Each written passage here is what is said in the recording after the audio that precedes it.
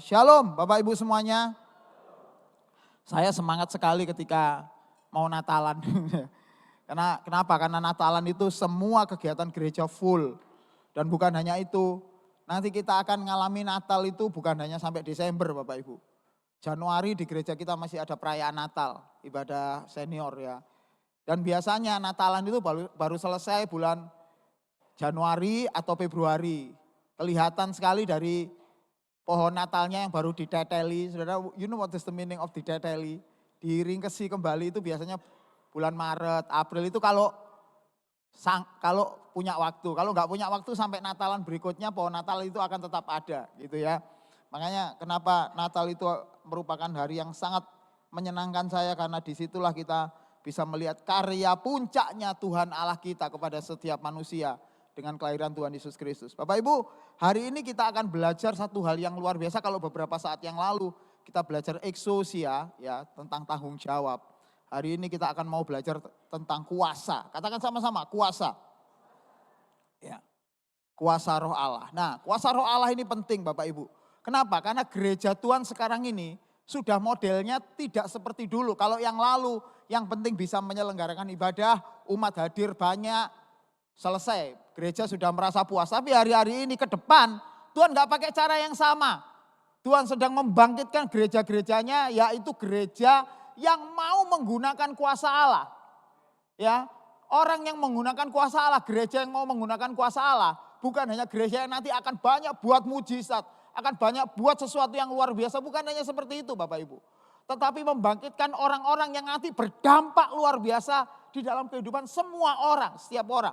Karena memang itu yang menjadi targetnya Tuhan. Yaitu Tuhan ingin agar semua bangsa bisa mendengar kebenaran Tuhan. Semua orang bisa mendengar kebenaran Tuhan. Oleh karena itulah Tuhan perlu menggunakan Bapak Ibu, memakai Bapak Ibu. Bapak Ibu harus digunakan hidupnya untuk kemuliaan nama Tuhan. Hidup kita semakin berkurang dan Tuhan semakin bertambah dalam hidup kita. Itulah sebabnya makanya Bapak Ibu dianggap sebagai orang yang dipilih oleh Tuhan. Dipilih bukan dipilih untuk masuk surga nanti, salah ya. Dipilih untuk mengikuti Tuhan, untuk sepenanggungan dengan Tuhan Yesus. Menggenapi setiap rencana Allah. Nah oleh karena itulah Tuhan memberikan kuasa. Katakan sama-sama saya, kuasa. Kuasa dalam hidup Bapak Ibu semuanya. Supaya Bapak Ibu ketika diutus oleh Tuhan. Bapak Ibu tidak berangkat dengan tangan kosong. Dengan tidak memiliki apa-apa. Itulah bedanya kekristenan dengan agama-agama yang lain. Kalau agama yang lain tidak ada semacam pengutusan supaya kita bisa membuat orang itu percaya kepada Tuhan. Tapi di dalam kekristenan, Bapak Ibu diperlengkapi dengan kuasa yang luar biasa yang disebut kuasa Roh Kudus. Itu bukan untuk gagah-gagahan, bukan untuk supaya kita kelihatan hebat. No, kuasa itu diberikan kepada Bapak Ibu untuk Bapak Ibu berdampak kepada orang lain. Ya, jadi kata kuasa itu kalau kemarin kita belajar tentang eksosia, hari ini kita akan belajar tentang satu kata sama-sama kuasa tapi Alkitab menggunakan bahasa yang berbeda. Bahasa yang dipakai adalah dunamos. Ucapkan sama-sama saya, dunamos. Dunamos itu dipakai kata yang sama dipakai oleh dinamit. Kata dinamit. Dinamit itu alat peledak gitu ya. Biasanya kalau kita punya dinamit itu dinyalakan itu tiba-tiba meledak. Nah apa artinya? Kuasa itu akan sanggup menggoncangkan, menggerakkan, berdampak buat orang lain. Maka kata itu menggunakan kata kuasa. Enggak salah sebenarnya. Tetapi masalahnya Bapak Ibu perlu tahu.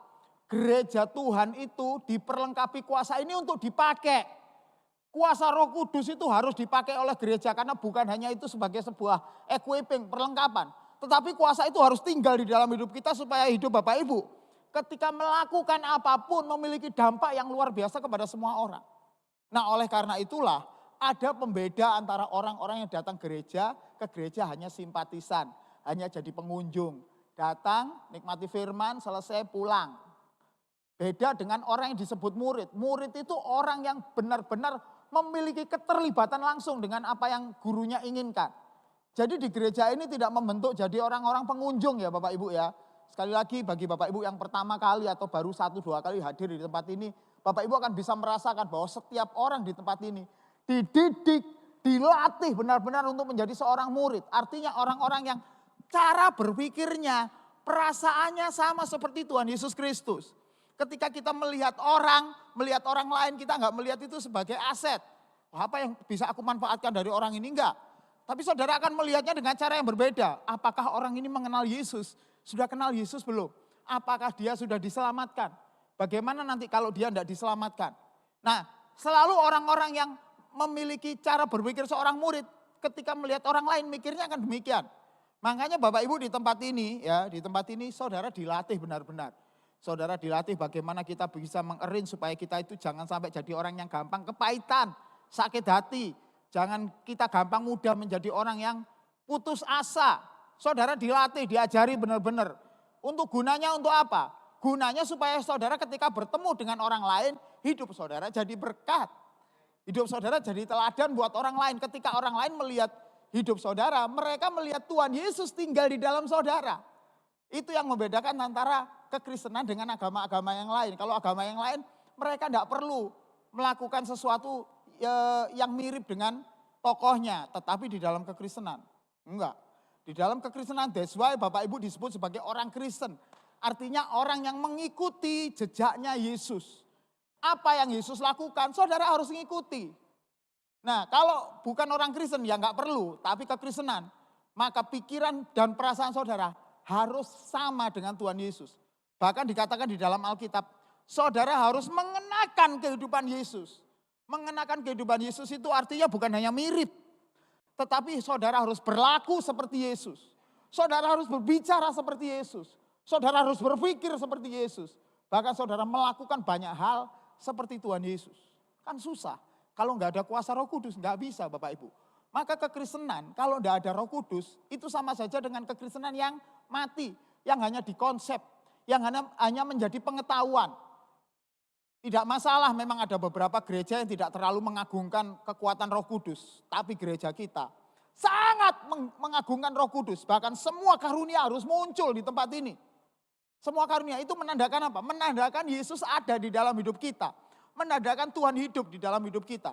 Kalau gereja sudah tidak punya kekuatan supranatural Roh Kudus, ya, yang ada cuman masalah konsep, teori, struktur, sistematika, nanti tinggal tunggu waktunya akan mati sendiri Bapak Ibu, sampai seberapa kuat pikiran kita.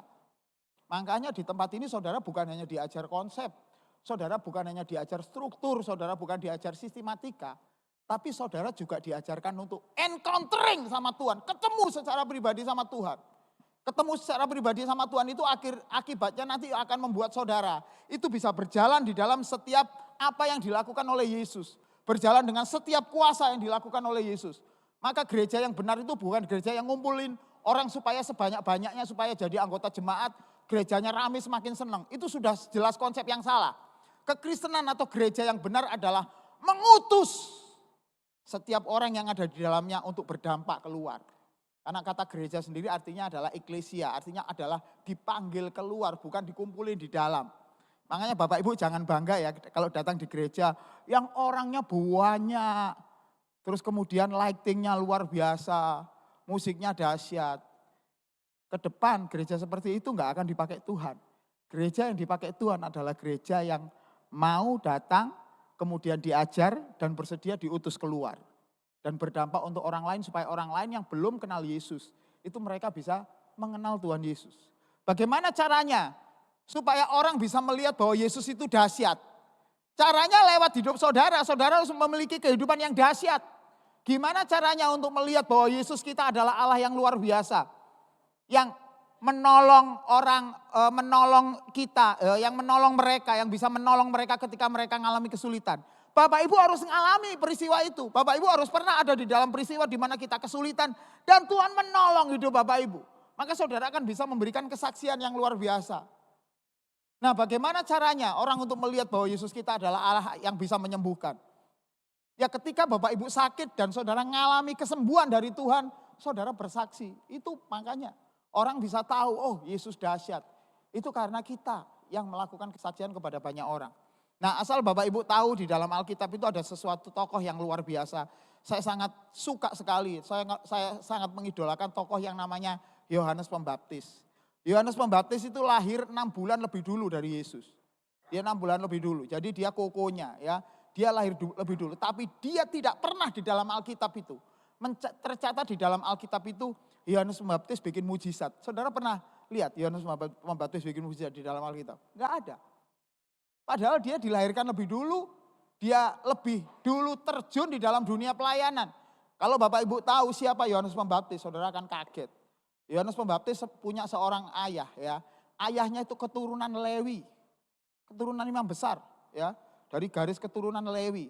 Mamanya ya, mamanya itu dari keturunan Harun, dari keturunan imam juga. Jadi Yohanes Pembaptis itu punya syarat yang luar biasa untuk menjadi seorang imam besar di waktu itu. Tapi apa yang Yohanes Pembaptis pilih untuk hidupnya? Dia makan belalang. Belalang itu bukan belalang yang dimakan itu ya. Ada pohon namanya belalang, disebut belalang. Itu dijadikan makanannya dia. Bajunya dari kulitnya unta, dari kulitnya binatang. Itu yang dia konsumsi. Padahal dia punya spesifikasi full sebagai seorang imam besar. Dan saudara tahu siapa imam besar pada saat Yohanes Pembaptis hidup, saat Yesus ada di bumi saat itu. Namanya Kayafas. Sama sekali dia nggak ada keturunan imam. Keturunannya bukan dari seorang imam. Ya, dari keturunan orang kafir. Itu bisa menjadi imam. Tapi masalah bagi Yohanes Pembaptis enggak. Karena Yohanes Pembaptis tahu jabatan itu tidak berhubungan langsung dengan pengurapan. Memang jabatannya di imam besarnya dikasihin sama Kayafas. Bahkan Yohanes Pembaptis itu jadi tokoh ahli-ahli Taurat, orang Sanhedrin, kumpulan pemimpin-pemimpin agama. Dia pun gak masuk. Tapi saudara tahu, dari tangan dialah Tuhan Yesus dibaptis. Mujizat terjadi, banyak hal terjadi, bisa ngumpulin murid yang banyak. Itu karena Yohanes Pembaptis luar biasa. Dan kalau saudara baca di dalam Alkitab, ada satu perkataan Raja Herodes yang sampai sekarang saya ini cukup terganggu ya. Kok bisa seperti itu gitu? Ya, ini jadi Yohanes Pembaptis ceritanya Raja Herodes itu ditanyai oleh orang-orang Farisi. Kamu tahu nggak yang namanya Yesus itu siapa? Ada seorang Mesias yang lahir. Responnya Raja Herodes itu luar biasa. Oh, itu bukan Mesias, itu Yohanes Pembaptis yang mati dan bangkit lagi. Di pikirannya Raja Herodes, yang namanya Yesus itu adalah Yohanes Pembaptis yang mati dan bangkit lagi. Gimana mungkin? Mereka hidup di era yang sama. Bagaimana mungkin orang yang mati kemudian dianggap bangkit dan itu dianggap ada di dalam diri Yesus. Artinya pada saat itu apa yang Yohanes Pembaptis lakukan itu persis, itu mirip, itu seperti yang Tuhan Yesus lakukan. Tapi Yohanes Pembaptis belajarnya dari mana? Ya Yohanes Pembaptis tentunya belajar dari kitab Taurat. Dia tahu bagaimana Mesias itu. Dia tahu bagaimana karakter seorang Mesias dan dia mengenal Allahnya secara luar biasa. Oleh karena itulah Bapak Ibu kalau lihat di Alkitab, tidak pernah ada cerita Yohanes Pembaptis melakukan mujizat. Tapi masalahnya benarkah Yohanes Pembaptis tidak melakukan mujizat?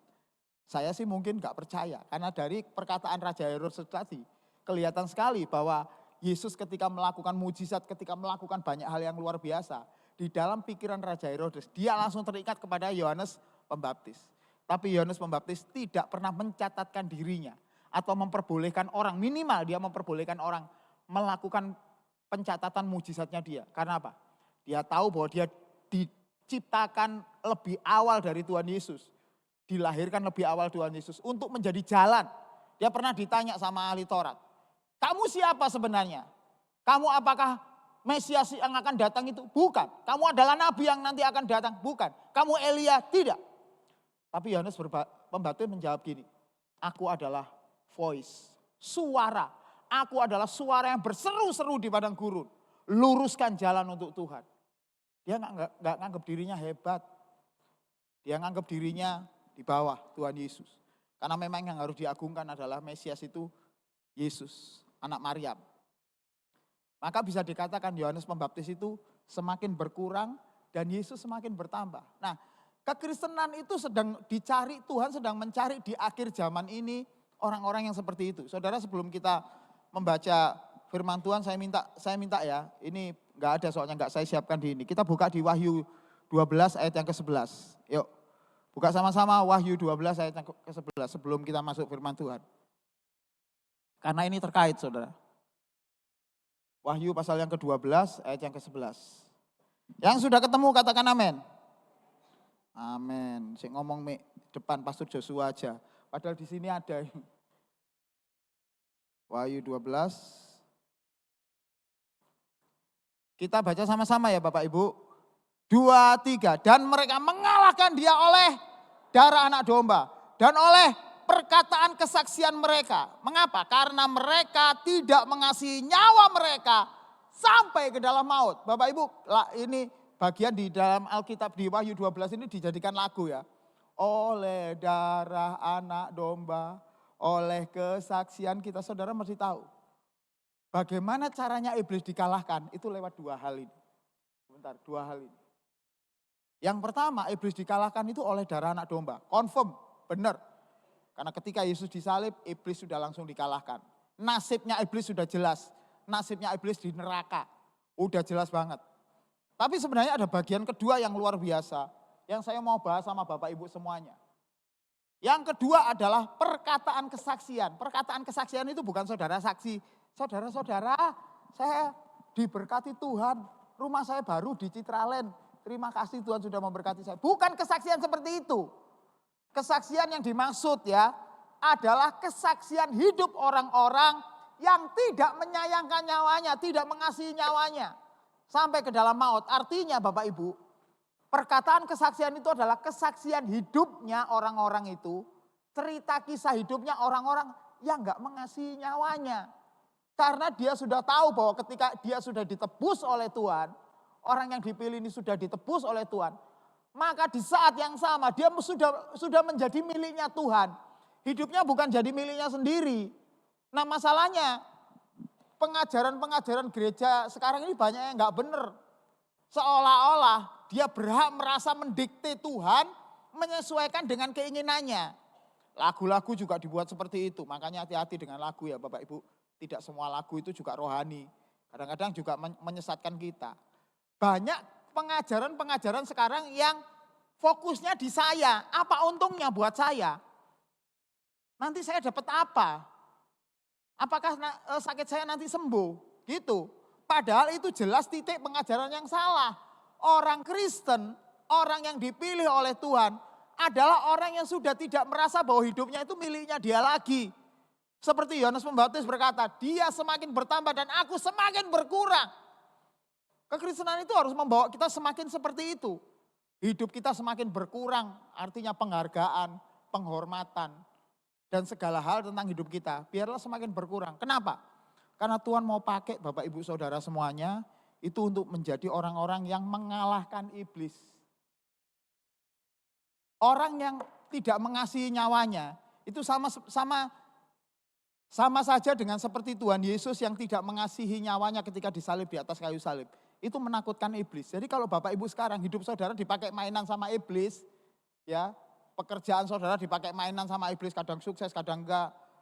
Bisnis saudara juga seperti itu. Jangan-jangan kita sebenarnya tidak sedang berada di bilangan orang-orang yang dipilih oleh Tuhan, yang kesaksian hidupnya itu tidak mengasihi nyawa mereka sampai ke dalam maut. Nah sekarang masalahnya Bapak Ibu. Kalau saudara buka ayat yang ke-12, saudara akan tahu kenapa sekarang ini diperlukan orang-orang yang luar biasa. Wahyu 12 ayat yang ke-12, saya ajak. Nah, karena itu bersukacitalah hai sorga dan kamu sekalian yang diam di dalamnya. Celakalah kamu, wahai bumi dan laut, karena iblis telah turun kepadamu dalam gerapnya yang dahsyat. Karena ia tahu bahwa waktunya sudah singkat. Dengar baik-baik Bapak Ibu. Iblis tahu waktunya sekarang ini sudah singkat. Ini adalah akhir zaman, ujung dari ujung akhir zaman. Ya, artinya iblis tahu bahwa sebentar lagi dia akan dihukum. Selesai, maka hal yang dia lakukan, dia akan berusaha dengan sekeras-kerasnya untuk merebut orang-orang pilihan Tuhan. Makanya Bapak Ibu sekarang ini, kalau sekarang saudara merasa bahwa dunia ini semakin lama semakin berat ya. Itu sesuai dengan apa yang Alkitab bilang. Bahwa menjelang akhir zaman segala keadaan itu tambah lama tambah sukar. Itu udah benar. Jadi kalau ada pengajaran yang mengajarkan bahwa keadaan dunia tambah menjadi tempat yang better place, menjadi tempat yang lebih baik, itu jelas pengajaran yang keliru, pengajaran yang salah. Nah, oleh karena itulah Tuhan menginginkan orang-orang yang dipilih oleh Tuhan, olehnya sendiri, itu juga bergerak bersama rencana Tuhan. Saudara mengerti rencana Tuhan dan saudara bergerak di dalam rencana Tuhan. Nah itu adalah orang-orang yang bukan hanya menjadi simpatisan. Tapi saudara menjadi seorang murid. Murid itu selalu berbeda dengan pengunjung. 5.000 orang yang pernah ditolong oleh Tuhan dengan mujizat 5 roti 2 ikan. Hanya setelah kenyang mereka pulang ke rumah masing-masing. Tapi murid bukan hanya mereka makan kenyang saat itu. Tapi mereka juga diberi sisa 12 bakul. Disuruh bawa satu-satu sama Tuhan Yesus Kristus. Supaya apa? Supaya mereka juga bisa menolong orang lain dengan kue, dengan roti 5 roti 2 ikannya yang masih tersisa. Mereka pakai bantu orang-orang yang ketemu sama mereka. Nah itu seorang murid. Akan ada impartasi kuasa yang luar biasa dari Tuhan Yesus kepada Bapak Ibu semuanya. Masalahnya pertanyaannya, mau nggak kita ikut terlibat di dalam rencana Tuhan dan menjadikan hidup kita menjadi seorang murid? Itu pertanyaan. Kembali ke slide saya tadi, supaya kita nggak terlalu lama Bapak Ibu. Karena saya kalau ngomong bisa sampai lama, nggak selesai-selesai nanti. Saudara nggak mulai-mulai nanti. Oke.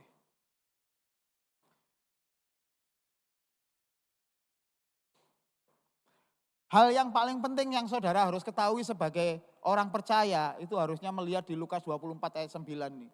Kalau enggak ini bagian ini enggak ngerti saudara, enggak akan ngerti identitas saudara. Saya bacakan ya Bapak Ibu. Dan aku akan mengirim kepadamu apa yang dijanjikan Bapakku. Tetapi kamu harus tinggal di dalam kota ini sampai kamu diperlengkapi dengan kekuasaan dari tempat tinggi. Bapak Ibu, saudara perlu tahu kenapa Yesus naik ke surga. Kalau saudara nggak tahu, saudara nggak akan ngeh kenapa sih dia setelah mati dan bangkit nggak tinggal aja di dunia ini. Bayangkan saudara ya, kalau Yesus umpama nggak mau naik ke surga, dia tetap ada di dunia ini. Ingat baik-baik, dia pernah mati. Artinya dia bisa mati lagi? Enggak bisa, karena dia adalah Allah yang luar biasa. Maka dia akan hidup sampai sekarang. Dan kalau dia akan hidup sampai sekarang, 2000 tahun, artinya dia adalah orang tertua. Maka seluruh mata dunia akan melihat kepada dia. Maka semua orang akan tahu bahwa dia ini adalah anak Allah yang luar biasa. Saudara enggak perlu capek-capek kesaksian. Tuhan Yesus cukup melakukan mujizat, cukup melakukan cerita kepada orang-orang di seluruh dunia ini. Dengan mudah Tuhan Yesus akan cari banyak pengikut. Harusnya. Dia akan menjadi penguasa di dunia ini. Itu kalau Tuhan Yesus mau enggak naik ke surga. Tapi kenapa Tuhan Yesus naik ke surga? Pertanyaan itu harus ada di dalam pikiran kita Bapak Ibu. Kalau kita nggak punya pertanyaan itu, wah bahaya. Ya, saudara harus semakin cerdas dengan Alkitab. Bapak Ibu mesti tahu bahwa ketika Tuhan Yesus naik ke surga, itu artinya tugas pelayanan Yesus di bumi ini selesai. Tapi bukan berarti rencana Tuhan selesai di dunia ini, belum. Tuhan Yesus perlu melibatkan orang-orang yang percaya kepadanya, kepada Yesus, untuk melanjutkan apa yang Yesus sudah lakukan. Maka pada saat itu Tuhan Yesus berpesan kepada murid-muridnya. Dan pesannya gini. Dan aku akan mengirim kepadamu apa yang dijanjikan Bapakku. Kalau aku nggak naik ke surga, maka yang dijanjikan Bapakku nggak akan turun. Apa itu? Roh kebenaran, Roh Kudus. Kalau aku nggak naik ke surga, kamu nanti nggak bisa melakukan apa-apa. Semuanya bergantung kepada Tuhan. Wah, ada Tuhan Yesus. Gitu. Makanya Tuhan perlu mengajak orang-orang pilihannya. Orang-orang yang percaya bukan untuk dibawa untuk masuk ke surga saja. Enggak. Hal yang besar, rencana Tuhan yang besar di dalam hidup Bapak Ibu adalah supaya membuat Bapak Ibu melanjutkan apa yang Yesus sudah lakukan. Tuhan Yesus seperti memberikan legacy kepada Bapak Ibu semuanya. Sekarang, now, aku selesai tapi kamu baru mulai. Kamu mulailah. Gitu kira-kira. Yesus berkata kepada murid-muridnya, maka nanti, ini di sini ya, aku akan mengirim kepadamu apa yang dijanjikan saudara. Kata akan mengirim, itu tensesnya itu sebenarnya bukan future. Atau tenses yang akan datang enggak. Tensesnya ini adalah tenses present. Present itu artinya kalau di dalam di dalam bahasa asli bahasa Yunani itu bukan cuma present saat itu. Enggak. Tapi present itu artinya saat itu dan sampai terus sampai sekarang. Dikatakan di sini, aku akan mengirim kepadamu. Aku sudah mengirim kepadamu. Aku telah dan sampai saat ini akan mengirim kepadamu apa yang dijanjikan oleh Bapa. Janji Bapa kepada kita semuanya clear sekali jelas. Dia akan mengirimkan Roh Kudus dalam hidup Bapak Ibu semuanya. Orang-orang yang dipilih oleh Tuhan. Nah, hanya masalahnya ini Bapak Ibu. Ada hal yang mereka harus lakukan. Tetapi kamu harus tinggal di dalam kota ini sampai kamu diperlengkapi dengan apa? Kuasa dari tempat tinggi. Tuhan akan mengirim Roh Kudus. Tapi dengar baik-baik pada murid-muridnya ngomong. Kamu harus tinggal di kota ini, jangan kemana-mana. Bapak Ibu, Tuhan Yesus ketika ngomong ini, ya, ketika dia menampakkan diri, ngomong kepada 500 orang. 500 saksi yang menyaksikan kebangkitan Yesus. Tapi saudara tahu berapa yang kumpul di kamar loteng Yerusalem? Jumlahnya masih ingat enggak berapa? 120. Jadi ada 380 yang fail, enggak kedapatan Roh Kudus. Even mereka mungkin ya setelah itu dapat kuasa Roh Kudus, oke. Tapi mereka tidak menerima janji yang diberikan oleh Tuhan Yesus ini. Tuhan Yesus bilang sama mereka, aku akan mengirimkan kepada kamu Roh Kudus, tapi yang kamu harus lakukan adalah kamu tinggal di Yerusalem ini.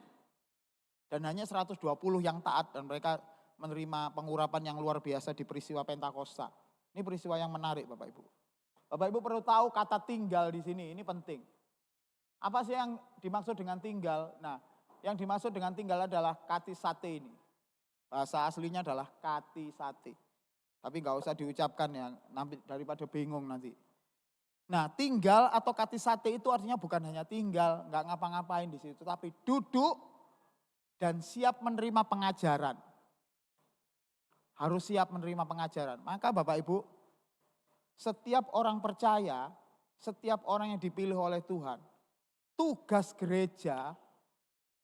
gereja sebagai institusi adalah mengajarkan kebenaran kepada Bapak Ibu semua. Dan kepanjangan tangan dari gereja itu adalah bapak-bapak ibu-ibu yang jadi pemimpin. Jadi ketua sel, ketua departemen, kemudian pemimpin pujian, WL singer, siapapun. Tugas bapak ibu semuanya sebagai pemimpin adalah mengajarkan banyak hal kepada setiap orang percaya. Baru setelah itu mereka bisa diutus. Dengar baik-baik Bapak Ibu. Dan hal ini bukan yang mengajarkan bukan hanya para pemimpin saja. Kenapa Bapak Ibu perlu duduk, mendengar, dan menerima pengajaran? Supaya ketika Bapak Ibu keluar, hidup saudara berdampak. Bisa ngajarin orang dari peristiwa hidup Bapak Ibu. Jadi kekristenan itu bukan cuma datang ke gereja, dengerin firman pulang, enggak. Tapi saudara di sini belajar, sharing satu dengan yang lain, fellowship satu dengan yang lain. Untuk mendengar pengajaran, untuk mendengar kesaksian-kesaksian yang membangun. Supaya ketika Bapak Ibu keluar, kesaksian hidup Bapak Ibu bisa menjadi dampak buat orang lain. Dan mereka melihat Tuhan Yesus dalam hidup saudara. Gitu. Nah makanya yang dilakukan adalah sebelum Roh Kudus itu diberikan kepada para rasul, mereka harus tinggal di Yerusalem. Mereka saling bersekutu satu dengan yang lain.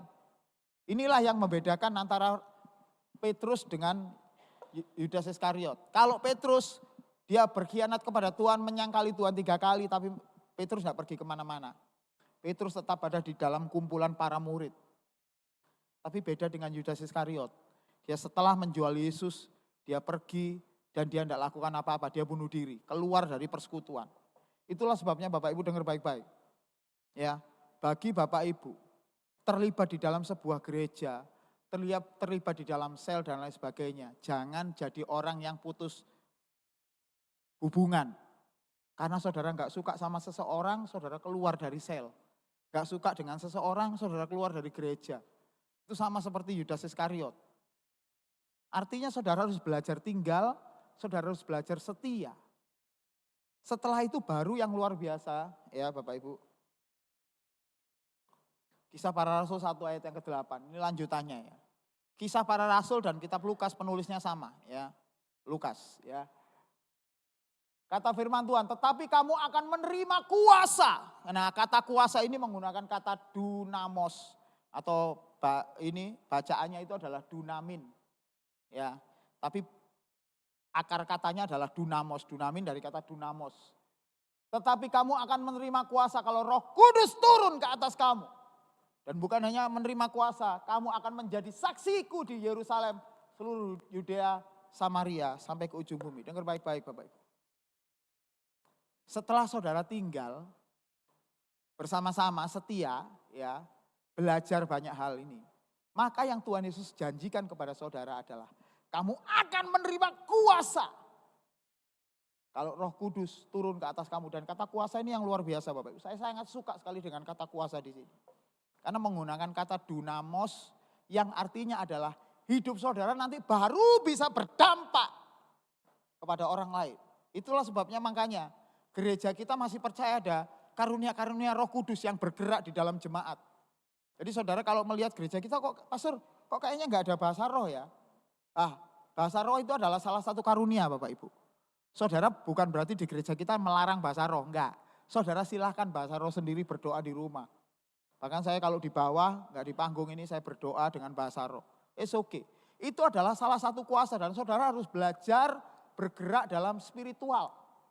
Gereja kalau kehilangan kuasa, gereja itu hanya akan berhenti di knowledge, pengetahuan.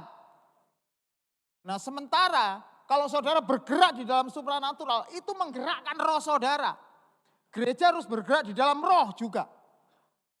Supaya apa? Supaya hidup saudara bisa berdampak efektif kepada orang lain. Saudara tidak bisa hanya mengandalkan kekuatan kita sendiri. Kita bisa ngomong, pinter ngomong, kesaksian. Saudara mau ikut kursus apapun.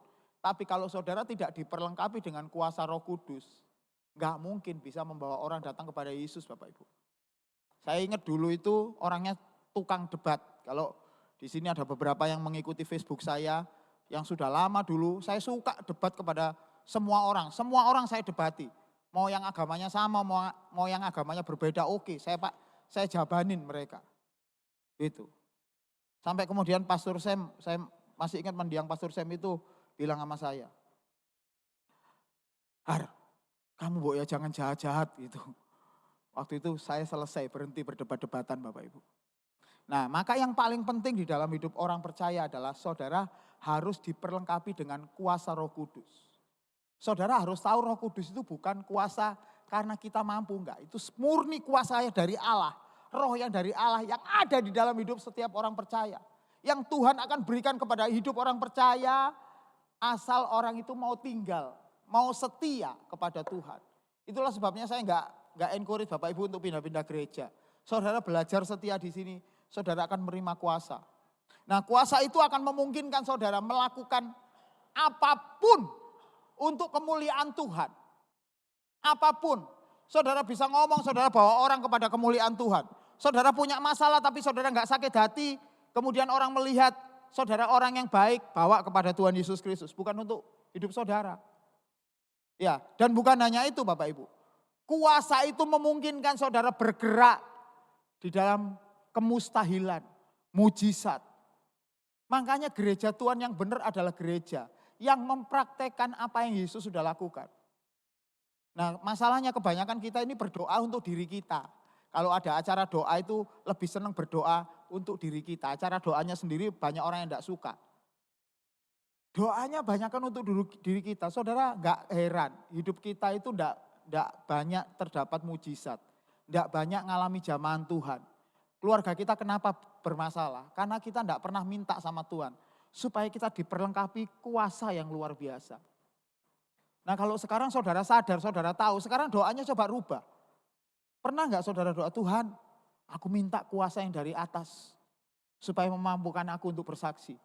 Kalau saudara nggak pernah doa seperti itu ya Tuhan nggak akan pernah kasih.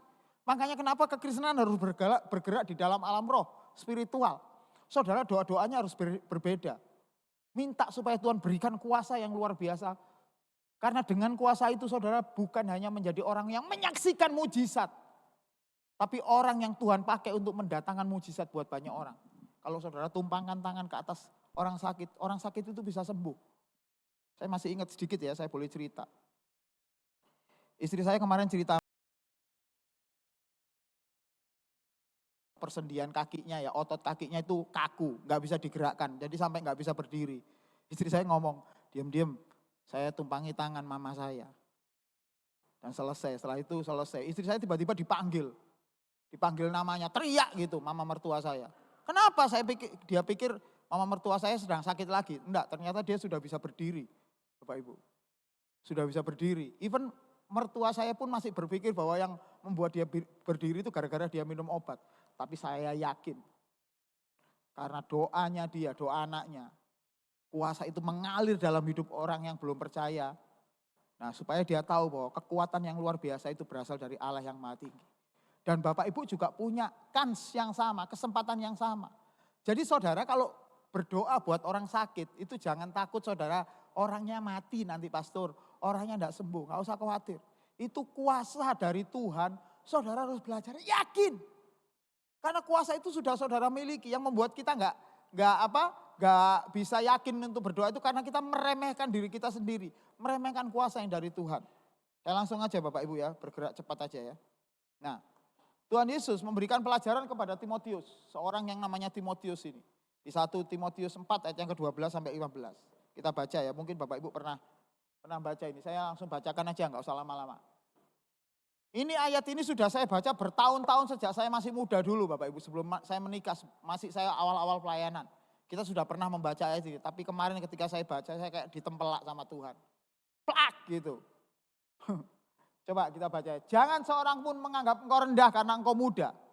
Jadilah teladan bagi orang-orang percaya dalam perkataanmu, dalam tingkah lakumu, dalam kasihmu, dalam kesetiaanmu, dan dalam kesucianmu. Dengar baik-baik Bapak Ibu. Pesan ini ternyata tidak hanya diberikan kepada Timotius, muridnya Rasul Paulus. Enggak. Pesan ini juga diberikan kepada Titus. Saudara bisa baca di Titus. Ada persis, kata-katanya persis. Artinya, Tuhan mau bilang, jangan seorang pun menganggap engkau rendah karena engkau muda, itu bukan karena umur saudara yang lebih muda. No. Engkau muda itu karena artinya saudara masih baru di pelayanan. Saudara masih baru jadi orang Kristen. Aku kan anyar, jadi tidak layak untuk memimpin doa. Enggak. Ketika Tuhan memilih Bapak Ibu semuanya ada di tempat ini, duduk di tempat ini. Artinya saudara sedang diajar oleh Tuhan. Tinggal, duduk, belajar, dan setelah itu saudara harus beranikan diri. Karena kekuatannya bukan dari saudara sendiri. Roh Kudus itu Tuhan berikan dalam hidup saudara supaya hidup saudara berdampak buat orang lain. Maka jangan seorang pun menganggap engkau rendah karena engkau muda, itu artinya bukan karena kita merasa minder. Bukan. Artinya jangan dengerin omongannya orang yang selalu ngomong negatif tentang kita. Wah, kamu bukan lulusan sekolah teologi. Kamu tidak pernah belajar teologi jadi gak bisa ngajar. Enggak kayak gitu Bapak Ibu. Setiap orang itu diberikan kuasa yang luar biasa dalam hidup orang itu. Supaya dia bisa membuat orang yang tidak kenal Tuhan itu melihat Kristus dalam hidup saudara. Kan sederhana sebenarnya. Itulah sebabnya hal yang paling penting adalah membuat hidup saudara semakin hari semakin serupa dengan Tuhan Yesus Kristus. Baru itu bisa berdampak luar biasa. Dan yang pesan yang selanjutnya adalah jadilah teladan bagi orang-orang percaya. Jadi teladan bagi orang-orang percaya itu Bapak Ibu harus memastikan bahwa setiap gerak hidup Bapak Ibu itu ya sama dengan geraknya Tuhan Yesus. Caranya ngomong, isinya bukan umpatan. Ini sekarang banyak, apalagi di kota kita Surabaya ini ya. Kota Surabaya kita itu manggil nama sak mesuwe pisan. Saudara jangan ikut-ikut. Saya pernah duduk di Citraland sana, kemudian ada segerombolan anak muda. Mereka ngomong itu loh sambil mesu-mesu. Ya, di Surabaya kan gitu kan, ngomong itu anak mesuwe di sebelah guri, sebelah belakangnya. Kelihatannya keren, saya bilang gak keren sama sekali. Kalau ada orang Kristen yang coba seperti itu sekarang bertobat. Saudara harus tahu bahwa setiap apa yang kita keluarkan itu dipertanggungjawabkan di hadapan Tuhan. Setiap perkataan yang keluar dari mulut kita dipertanggungjawabkan di hadapan Tuhan. Makanya jangan manggil nama pakai kata mesuh di belakang, itu bukan keren. Ada lagi satu bahasa yang saya gak mungkin sebutin di sini ya. Nggak mungkin sebutin di sini, tapi itu sebenarnya kata umpatan, bahasa Indonesia. Anak-anak muda hati-hati dengan perkataan yang keluar dari mulutmu. Jadilah teladan bagi orang percaya dalam apa? Perkataanmu. Saudara, perkataan setiap Bapak Ibu, orang percaya, orang city blessing, saya mau kasih tahu. Saudara harus punya nilai, setiap perkataan kita itu harus membangun orang lain. Jangan melemahkan orang lain. Makanya kenapa di tempat ini jangan ada orang yang berpikiran negatif. Nah, ketika Bapak Ibu menerapkan hidup jadi teladan di dalam perkataan, maka mungkin gereja ini tidak perlu sometime. Saya lagi bermimpi gereja ini udah gak perlu khotbah lagi Bapak Ibu. Ada Bapak Ibu yang jadi aser di sana atau jemaat di sini, ada orang datang punya masalah. Saudara tahu orang ini punya masalah, saudara tumpang tangan, saudara doakan. Jangan diem aja. Saudara doakan, bantu dia doakan, maka kesembuhan rohani bisa terjadi. Maka jamahan Tuhan bisa terjadi atas orang itu. Maka saudara di tempat ini gak nganggur ya. Di tempat ini semua orang itu harus bergerak menjadi berkat untuk orang lain. Seperti yang Paulus katakan kepada Timotius. Dalam tingkah lakumu, dalam kasihmu, dalam kesetiaanmu, dan dalam kesucianmu. Saudara, ketika kita bicara kesucian, ketika kita bicara hidup kudus, itu bukan berarti kita memiliki hidup khusus atau memilih hidup khusus supaya kita dekat dengan Tuhan. Enggak. Saudara, hidup kudus, hidup suci itu saudara lakukan supaya saudara bisa mendekat kepada Tuhan. Jadi bukan saudara memisahkan diri dari orang lain, hidupnya kudus enggak. Tapi justru saudara memisahkan diri supaya mendekat dengan Tuhan. Maka itu harus jadi keteladananmu, keteladanan hidup kita. Di gereja ini sudah jangan lagi ada orang yang gampang gondoan, gampang ngamuan, gampang ngambul. Karena orang-orang seperti itu enggak bisa jadi teladan. Ayat ke-13. Sementara itu sampai aku datang bertekuna dalam membaca kitab suci dan membangun dan dalam mengajar. Saudara, gereja ini ada kelas TC, gereja ini juga ada kelas SP. Saudara ikut, gereja ini juga ada sel. Saudara ikut ke sana karena disitulah saudara belajar, saudara diperlengkapi, saudara bertekun membaca kitab suci. Saudara bertekun dalam membangun satu dengan yang lain. Makanya di tempat ini bedanya antara orang penuh dengan Roh Kudus dengan yang tidak itu bukan di pinter bahasa roh atau tidak. No. Orang yang penuh dengan Roh Kudus atau ada Roh Kudus adalah orang suka membangun. Ada orang ngalami kelemahan, saudara datang doakan, jangan dibiarin aja. Gak usah nunggu asyir, gak usah nunggu pastor. Pastor, ini orang perlu didoakan, gak usah. Saudara sendiri yang harus berangkat. Doain orang itu. Karena roh yang ada di dalam kita sama semuanya. Janganlah lalai dalam mempergunakan karunia yang ada padamu. Dengar baik-baik Bapak Ibu. Tuhan tidak pernah tidak memberi karunia kepada masing-masing saudara. Pastor, saya kayaknya gak punya karunia apa-apa. Gak mungkin. Karena ketika Tuhan memilih Bapak Ibu, Tuhan pastikan bahwa Bapak Ibu memiliki kemampuan untuk mempergunakan setiap karunia yang Tuhan berikan. Maka kenapa di Alkitab itu dikasih contoh ketika seorang tuan pergi ke luar kota, maka dia memberikan 2 talenta, 5 talenta, dan 1 talenta, 2 talenta, 5 talenta, menurut kesanggupan mereka. Nah masalahnya kadang-kadang kita ini membuat diri kita kecil, seolah-olah kita nggak bisa apa-apa. Aku J6 pastor, aku gak iso doa. Saya kalau doakan orang lain, tumpang tangan, mari ngono, diluk menewongi mesti mati. Di dalam tangan saya ada roh pencabut nyawa. Enggak kayak gitu Bapak Ibu. Setiap saudara diperlengkapi dengan kuasa yang sama. Diperlengkapi dengan kuasa Allah yang maha tinggi. Pertanyaannya adalah, apakah saudara mau belajar untuk menggunakan karunia itu atau enggak? Selama saudara enggak pakai, ya saudara sama seperti orang yang dikasih 1 talenta dan dikubur dalam-dalam di tanah. Tapi ketika saudara mempergunakan, Tuhan akan memperlengkapi lebih lagi, lebih lagi, lebih lagi. Makanya saudara kalau punya karunia itu jangan disimpan. Gunakan untuk pelayanan. Gereja ini perlu banyak orang-orang yang bisa melayani Tuhan. Baik itu multimedia, singer, WL musik, semuanya, asyir. Banyak departemen yang perlu. Nah oleh karena itu jangan jadi pengangguran di sini nggih Bapak Ibu. Saudara harus terlibat aktif di gereja ini. Nah bagian terakhir nih. Perhatikan semuanya itu, hiduplah di dalamnya. Supaya kemajuanmu nyata kepada semua orang. Jadi kekristenan saudara, kemajuan kekristenan kita itu harus dilihat oleh orang lain. Bukan karena saudara semakin rajin ke gereja enggak. Tetapi saudara semakin berjalan di dalam kekuatan Roh Kudus. Ketika ada orang sakit saudara datang. Bukan datang besuk, enggak. Datang berdoa buat dia. Sampai dia merasakan bahwa Tuhan bisa menyembuhkan dia. Bukan lewat tangan Bapak Ibu, enggak perlu. Tetapi supaya mereka tahu bahwa kesembuhan itu berasal dari Tuhan Yesus. Saudara harus mulai, saudara mesti belajar. Numpangin tangan ke atas kepala orang sakit itu enggak perlu nunggu Pastor Hari, enggak perlu nunggu Pastor Fani, enggak perlu nunggu Pastor Joshua. Saudara sendiri bisa. Karena Tuhan mengaruniakan roh yang sama kepada kita semuanya. Nah, firman Tuhan berkata supaya kemajuanmu nyata kepada semua orang. Jadi Bapak Ibu, keluar dari tempat ini, Bapak Ibu selesai di ibadah tempat ini, ya bukan pulang aja. Tapi jadilah berkat untuk suamimu, untuk istrimu, untuk anak-anakmu, untuk tetanggamu, bahkan untuk orang-orang di lingkunganmu. Di setiap pekerjaan saudara harus meyakinkan diri bahwa Roh Kudus ada di dalam hidup saudara. Dan setiap perkataan saudara keluarkan perkataan yang benar. Ya, jangan suka mengumpat, jangan suka nyalain orang, tapi perkataan yang membangun. Sampai nanti semua orang tahu bahwa yang ada di dalam kita itu bukan kita lagi, tapi Yesus yang hidup di dalam hidup kita. Amin. Bapak Ibu, saya undang pemain musik maju ke depan. Orang-orang yang dipenuhi Roh Kudus bukan hanya dia bergerak di dalam alam roh, bukan hanya mendapat karunia. No, tidak hanya seperti itu Bapak Ibu. Tetapi setiap pergerakan hidup saudara itu mendatangkan mujizat. Gunanya bukan buat kita, tapi buat orang lain ditolong supaya orang lain semakin mengenal Yesus. Pertanyaannya adalah, mau nggak saudara dipakai Tuhan seperti itu?